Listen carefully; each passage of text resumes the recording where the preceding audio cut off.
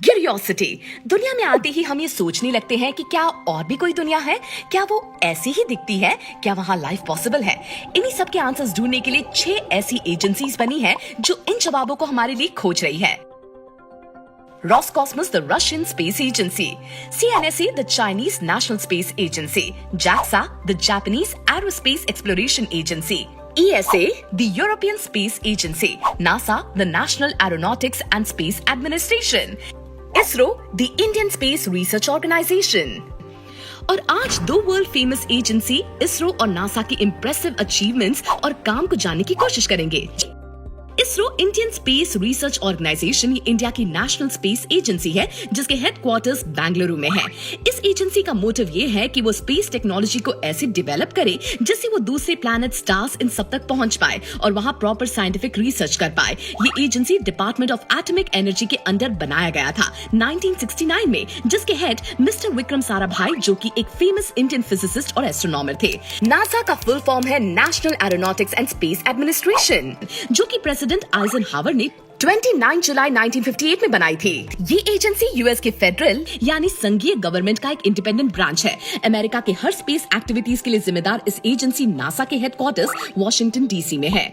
वैसे तो इसरो का सबसे पहला सैटेलाइट आर्यभट्ट पूरी तरह से इंडिया में डिजाइन हुआ था, पर उसे लॉन्च करने के लिए सोवियत यूनियन की कॉस्मोस 3M रॉकेट की जरूरत पड़ी थी। वैसे इंडिया ने जल्द ही एक लॉन्चिंग व्हीकल SLV-3 तैयार भी कर लिया था, जिससे 1980 में सैटेलाइट रोहिणी को स्पेस में लॉन्च किया गया और ये इंडिया की सबसे पहली सेल्फ मेड सैटेलाइट और लॉन्च व्हीकल बने।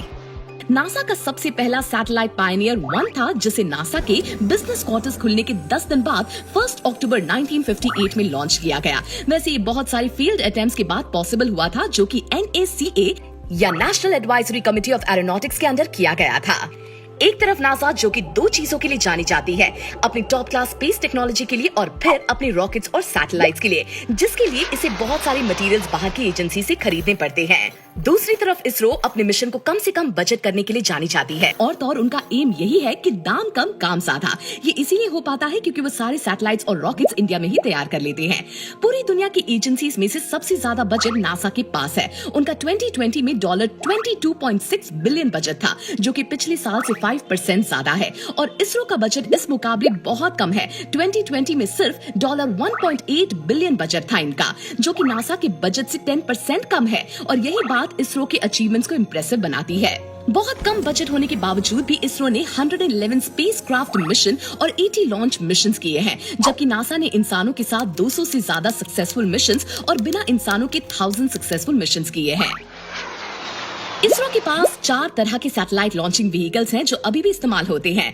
PSLV polar satellite launch vehicle, GSLV geosynchronous satellite launch vehicle, GSLV-M third sounding rockets.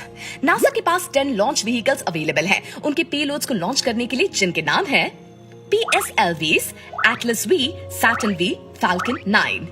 ISRO की इस कम बजट वाली स्ट्रैटेजी ने यहाँ कुछ इम्प्रेसिव काम किए हैं। चंद्रयान 1 इंडिया का पहला ल्यूनर प्रोब अक्टूबर 2008 में लॉन्च हुआ, जिसने चांद के एक्सोस्फीयर पर पानी की खोज में बहुत अहम भूमिका निभाई। इसरो का मार्स ऑर्बिटर मिशन, जिसको मंगलयान भी कहा जाता है, वो सबसे पहला मार्स मिशन बना जो सक्सेसफुली मार्स के ऑर्बिट में घुसा, वो भी अपने पहली अटेम्प्ट में, जिसका कॉस्ट बिल्कुल कम $74 मिलियन था। इसरो ने फरवरी 2017 में सबसे ज्यादा सैटेलाइट्स एक सिंगल रॉकेट की मदद से सक्सेसफुली स्पेस में लॉन्च करने का रिकॉर्ड भी तोड़ा। PSLV-C-37 रॉकेट को यूज करके एक स्टैगरिंग 104 सैटेलाइट सन के सिंक्रोनोस ऑर्बिट यानी उस प्लैनेट के अराउंड जो ऑर्बिट है उसमें लॉन्च किया गया। हालांकि रिकॉर्ड बस एक ही एजेंसी ने सरपास किया, जिसका नाम SpaceX है, जो कि एलन मस्क की कंपनी है। SpaceX ने जनवरी 2021 में Falcon 9 रॉकेट पर 143 सैटेलाइट्स लॉन्च किए, जो कि वाकई काबिले तारीफ थी। नासा हमेशा से एक पायनियर रहा है स्पेस रिलेटेड चीजों के लिए। शायद नासा का सबसे आइकॉनिक अकम्प्लिशमेंट तब सामने आया जब उन्होंने सबसे पहले इंसानों को चांद पर उतारा। मिलियन लोग इस मिशन की ओर ड्रॉन थे जब नील आर्मस्ट्रॉन्ग और बस ऑल्ड्रिन चांद पर पैर रखने वाले पहले इंसान बने। उसके बाद से नासा ने 10 और एस्ट्रोनॉट्स को चांद पर भेजा है। नासा के वॉयेजर मिशन ने स्पेस प्रोब्स वॉयेजर 1 एंड 2 को लॉन्च किया ताकि वो हमारे सोलर सिस्टम के आउटर लिमिट्स के बारे में पढ़ सके। इंटरस्टेलर स्पेस में घुसने वाले ये एकमात्र ऐसे ऑब्जेक्ट्स हैं जिनमें इंसान है। वॉयेजर 1 एंड 2 43 ईयर्स से अब तक ऑपरेशनल है, जिनको 1977 में लॉन्च किया गया था। इस डिवाइस से ही हमें जुपिटर, सैटर्न, यूरेनस और नेपच्यून के कुछ बेहद शानदार फोटोज मिले हैं।